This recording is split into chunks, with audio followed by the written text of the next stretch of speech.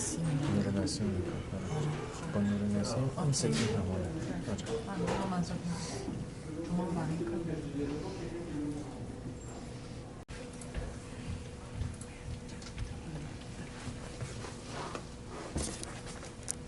In 1986, 2 decades post-independence, on an island where the colonial carcasses of power have just been displaced to a broken people, where a starved population feeds on opportunism like dregs of banana wine in the hollow of a bottle. In 1986, 2 decades post-independence, on an island where political and economic insecurity trembles like magma in the veins between Creole, Lakka, Maïba, Manrastination, Ronation, where the smell of collective trauma hangs like dried octopus under the sun. My parents each hold a child with one arm, and from their free hand, they sign. Grandchildren of Girmitiyas, the agreement people, inheritors of a corrupt British understanding, birth from thumbprints on faithless documents like passports in a language they did not even understand. My parents signed on a piece of paper.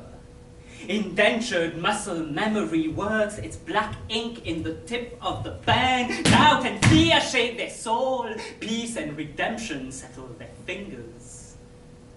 My parents signed their first mortgage. The first mortgage in family history. Land-owning mortgage, French-speaking mortgage, government job mortgage, color television mortgage, and maybe even a car someday mortgage.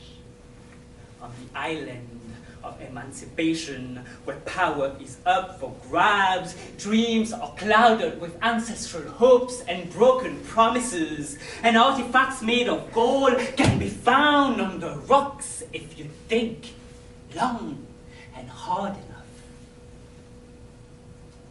Or if your cousin is married to a minister's daughter. Or if you serve whiskey, lambruyani, and rasgullas in a thick envelope to the fat-bellied man in a blue shirt. The island is parched like dried mud on a sandbank, thirsting for revenge, for poetic justice that reeks like rust. Titimun, Drandimun! Ça qu'entend tout sens. In 1986, my parents absolved themselves of plantation heritage, signing themselves into a lifetime of repayment, their consent redeeming ancestral bonds.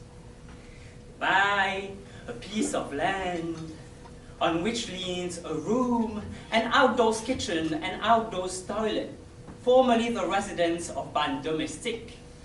Servants on the edge of white people property. They fill the room with a bed, 2 mattresses, a cupboard, 2 boxes of tableware, an iron, a sewing machine, and in a faith and commitment to keep our bodies warm as we sleep under this leaking roof that we still don't dare call ours. Over the next 20 years, this roof will stretch itself over our heads like new constellations being written to bear witness to the whispers of my parents as they brainstorm, budget, scheme, plot, plan, late into the night. By 1990, we have a living room and an extra bedroom that my brother and I share. By 1992, we have an indoors kitchen and an indoors toilet. By 1996, on the cusp of entering adolescence, I finally inherit my own bedroom. By the turn of the millennium, we have a separate prayer room where we burn incense sticks to honor our pantheon of God, goddesses, saints, visionaries, and prophets. By 2004, all the ground surfaces of the house are carefully tiled, and with the leftover tiles, my father spends 3 months conceiving of a mosaic on the terrace floor. By 2006, my parents are done building their house. It took them 20 years. 20 years. 20 years of stacks of bricks and piles of rocks and we considered our kin. 20 years of layers of dust sprayed like a grey film on our skin.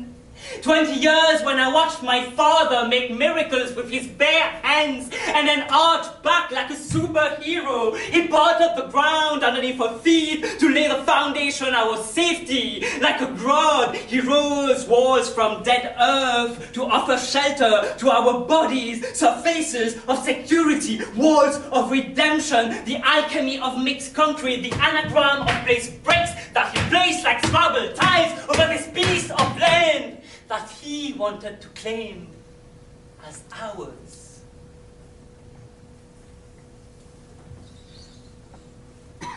Every space in this house, our house, my house, the house I left behind, the house I ran away from, every space in this house speaks of my father.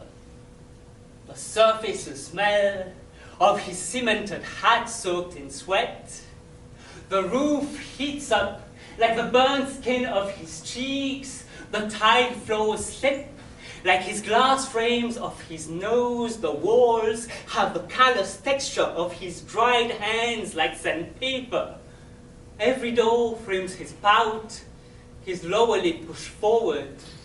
Every window reflects the assiduity of his gaze, the empty depth in the black of his eyes. For 20 years, I watched my father build this house, protracting his muscles like blades of grass, trampling his hands like bagas burning his boats, like Arak creating his life work in the language of men who afford to cut their tongues and to hang them in the wind. Like cautionary tales on sugarcane stalks, the silence, a stout echo like sea foam, haunting the island from shore to shore. 20 years, I watched my father's mechanical body wear itself out. And as the years went by, he seemed to get smaller and smaller, and I never really quite knew whether it was him getting smaller or the walls around us getting higher. But my father he built more rooms, a garage, a veranda, spaces that he filled with his silence, his absent presence, and absent presence, ghostly, like butterflies with torn wings. And as the surfaces came up around us, so did the distance between our bodies, so did the distance between the words we exchanged.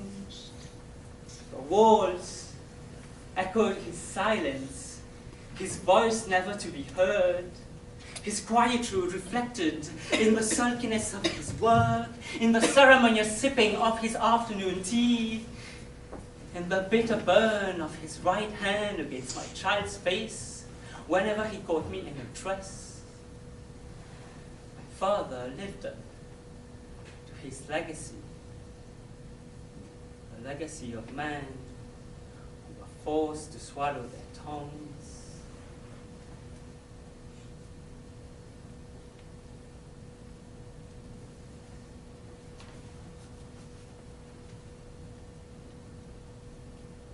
Because colonial regimes destroyed resources, lands, cultures.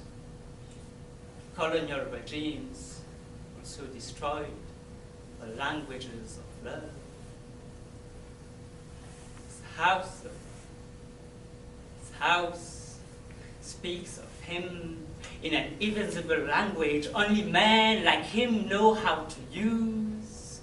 The legacy of broken bones, torn muscles hangs at work, never stopping. And in this house, I hear his silence. And in his silence, I hear the ghost of our ancestors.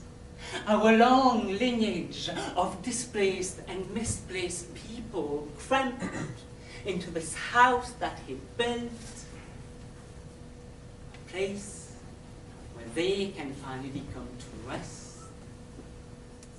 Not a tomb, not a legacy, just a place that they can and that we can finally call home.